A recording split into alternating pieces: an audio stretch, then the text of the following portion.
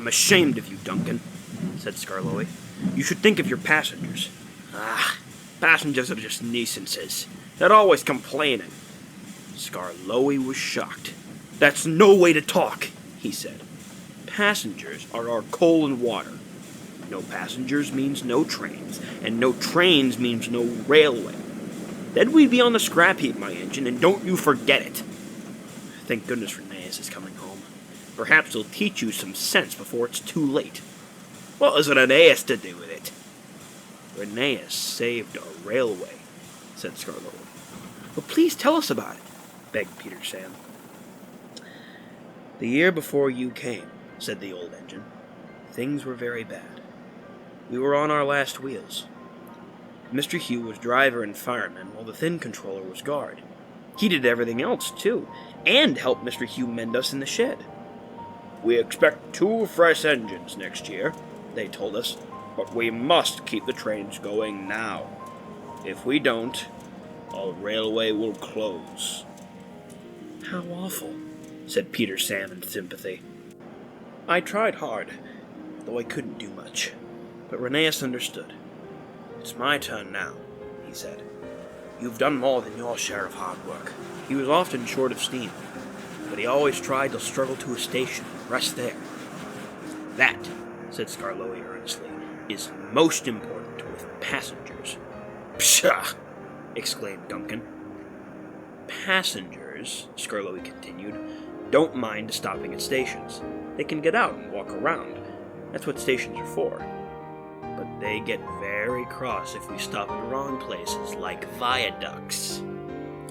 Then they say we're a bad railway and never come back. I remember Rheneas stopping in the wrong place once, said Skarloey. He couldn't help it, but he made up for it afterwards. That afternoon he had damp rails and a full train. There were passengers even in Beatrice, the guard's van. His wheels slipped dreadfully on the steep bit after the first station, but they gripped at last. Worst's over, he thought. Now we're away. Come along, he sang to the coaches. Come along. Oh, I've got a cramp! He groaned.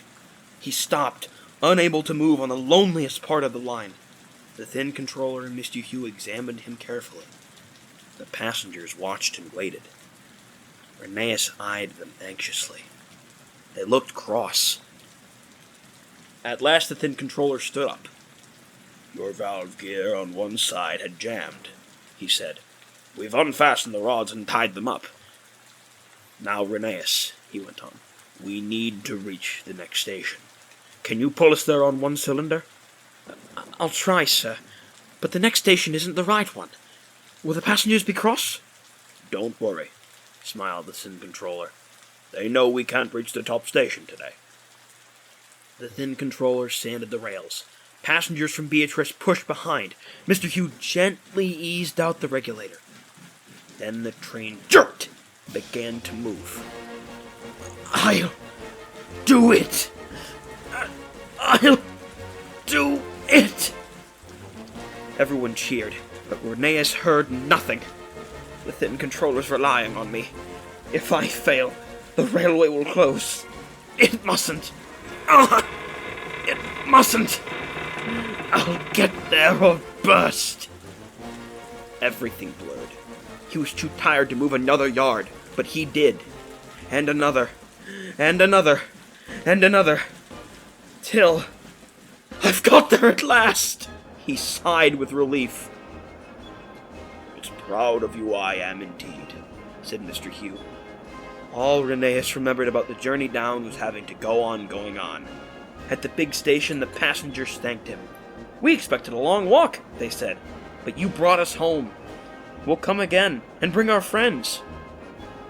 You're a gallant little engine, said the thin controller. When you're rested, we'll mend you ready for tomorrow. Was Rheneas always ready for tomorrow? Always, smiled Skarloey. Whatever happened, Rheneas always pulled his trains.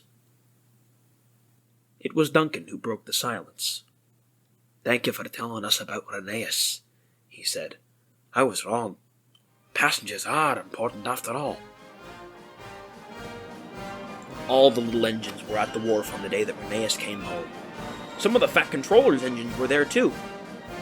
Edward pushed Rheneas' truck to the siding, and Skarloey pulled him neatly to his own rails. This was the signal for a chorus of whistles from engines large and small. You never heard such a noise in all your life. The owner, Rheneas, and other important people made speeches. The band played, and everyone was very happy. But Rheneas was happiest of all in his own place that night, next to his friend Skarloey. "This helps the little engine to feel," he said, "that at last he has really come home."